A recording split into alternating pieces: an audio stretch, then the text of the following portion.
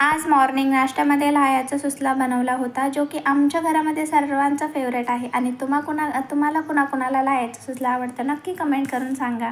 आणि घरातली सगळी काही कामे आवरली होती, लवकरच काम झालं होतं आणि मनू पण झोपली होती, म्हणून थोडासा वेळ माझ्याकडे होता. आणि तुम्हाला असं वाटत असेल की हे काय वेडेपणा करते वरे खाले, तर जेव्हा जेव्हा वेळ भेटताना असं काही माझं चालू असतं. स्टेप चढणं उतरणं हा पण एक व्यायामच आहे. एक्सरसाइज करायला वेळ काही भेटत नाही, पण याने पण म्हणजे शरीर चांगला राहतो, एक एक्सरसाइजच असं समजा तुम्ही. त्यानंतर मला संध्याकाळची पण काही कामे होती जे की आवरायचे होते. संध्याकाळी ऑलरेडी मी कपडे वाळून घातलेले, थोडेसे वाळलेले आणले होते आणि काही थोडेसे राहिले होते जे की जाड असलेले कपडे, ते नव्हते वाळलेले, म्हणून त्याला परत आणायला गेले.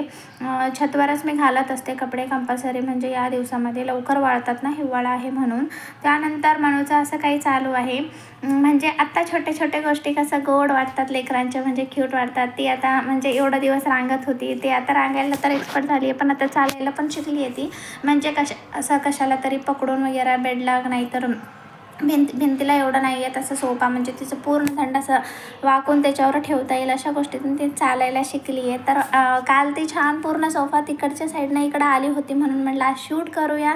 तर ती काय आज यायला तयारच नव्हती, तिचं काही तर वेगळंच चालू होतं. म्हटलं ते असू दे. तरी त्यानंतर संध्याकाळी साधंसं जेवण बनवायला घेतले होते, खिचडी, जे की एकदम सोपं, म्हणजे पचायला पण हलकं असतं. मुगाची डाळ आणि राईस दोन्ही मिक्स, म्हणजे इक्वल घेऊन बनवते, व्हेजिटेबल्स वगैरे घेऊन. आधी तिला पण खूप आवडते ही खिचडी आणि माझी तर ऑलवेज फेवरेट आहे. 3 टाईम जरी दिलं तर मला काही वाटत नाही. त्यानंतर आजचा असा होता ब्लॉग. तर भेटूया नेक्स्ट ब्लॉगमध्ये. चलो बाय.